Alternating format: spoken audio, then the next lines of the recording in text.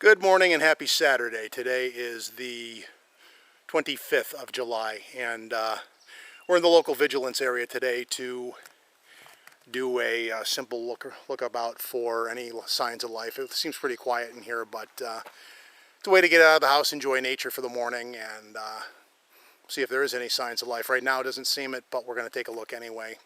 That's our mission today, such as it is. All right, thanks.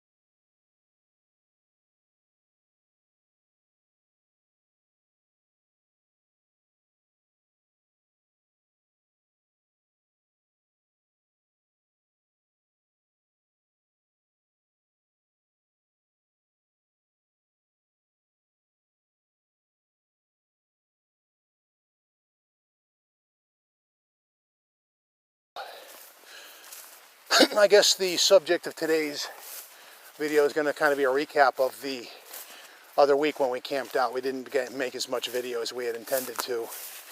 Circumstances didn't really allow as much.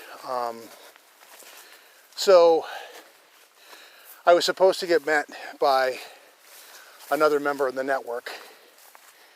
He had some logistical problems. Basically, they wanted him to work late, and when you work a day job, that happens. So I ended up renting a truck, an F-150. Got a little bit further back. We had intended to camp on the back end of a ridgeline, I guess we'll call it, and get in there. It had been raining during the week, and I'll have to admit I had underestimated how soaking wet it was back there. By the time I got supplies hauled into where the campsite was going to be, I had basically gotten soaking wet from mid-chest down, which kind of gave me dim illusions about making any kind of... What are you doing? Camera malfunction.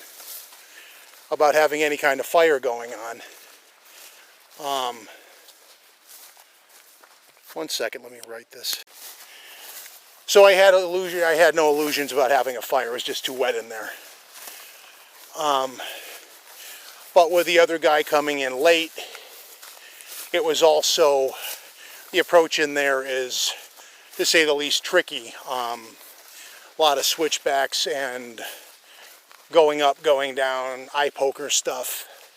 So in the middle of the darkness, that was really not something safe. I also had overestimated the size of the area. He wasn't a hammocker, he's a tenter, so you either had his tent or the fire. So I made an executive decision to change the locations in mid-swing, and we went out to a place where I knew there was a meadow and we could do some nighttime observation there. So we went and did that, and it was early enough in the day that I had time to do that, so I let him know that I changed locations. He got there just before 9 o'clock, and we did some call blasting and things of this nature in the area. Hold on, I have come upon some very poorly defined tracks. I'm guessing bullwinkle, but is that... Even that one sucks. Size and more or less shape are about right, but they're not. Normally a moose track is fairly well defined. Those were not. We'll keep an eye out. So we did some call blasting, some looking through the FLIR and such. It was a quiet night. We didn't have anything really happen. So the next time I go up into the northern recon area, northeastern recon area, I'm going to probably check out a new area to see if the subjects of my investigation have moved on. And if they're not around, they're not around. They're not where I left them. Something bedded down there. Here's a good spot for tracks. There you go. It's still crappily defined. For all I know, the moose was drunk, so he's stumbling over his own foot, but that is a moose print. So, and there's like 3 or 4 different moose in the area. This one would be the bull from the size of the track. There's also at least 1 moose cow in the area too. But the size leads me to think this is the bull. So that's what happened. What I will say, and this is more logistically related commentary than it is related to the trip itself, but I went to Enterprise Rent-A-Car to get a truck, and they had several available. The F-150 they gave me was a very nice truck, and the process of getting it even during COVID and returning it was very easy. So Enterprise is to be commended on good service during difficult times. And as a result, this is like the one time when I would actually, if they sent like a satisfaction survey, where I would fill it out and give them kind marks because they deserve them. For those that want a quick view of where I am right now, because I tend to do this, it's a trail, but it's a very overgrown ferny trail. We're apparently tracking a moose who's been through at least in the last week. And I wonder if he beds down up here, because I've had a talk with a couple of local hunters, and they head up this way every now and then, and they've commented that they've seen the moose a couple of weeks in a row. But that was back in early May, late April.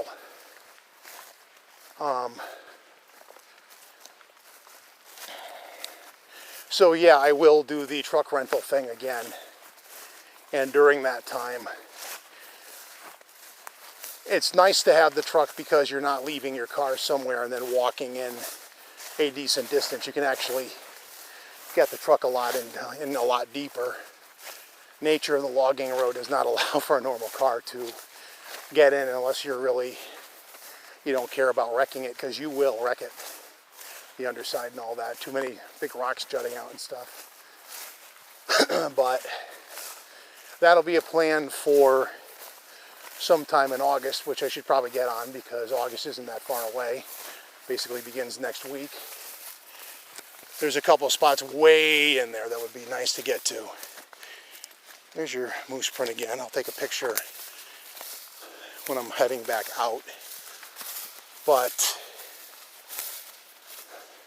came through here because I know there's some muddy spots here and you can check for tracks and the like. The moose, okay, there's 2 moose in here because that one's a different size. And it's going the other way, so yeah, it's like a moose highway in here. So there's that. Of spots I have not hit yet, there's kind of a bummer. There's a couple of hiking shelters that follow existing trail systems in there, but they're all closed due to COVID and social distancing and all that. It is what it is, so we'll have to wait that out. But there are some spots in there that are very remote.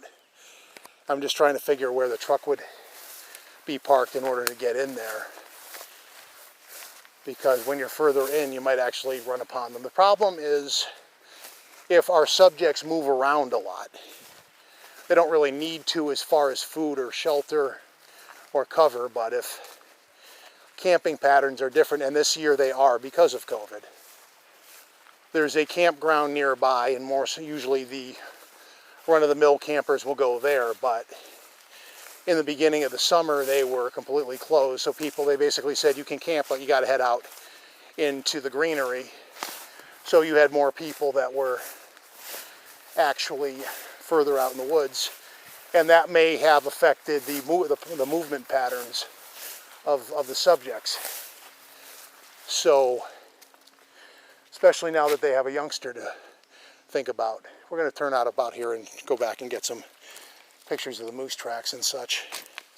And maybe go check another area before we start heading back.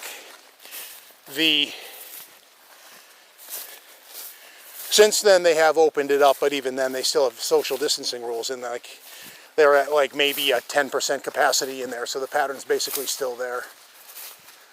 And more people are spread out in the more remote areas, but then if you go way the bleep in, like I often do, then there are the spots where basically you and bow hunters know, because they probably made the campsite.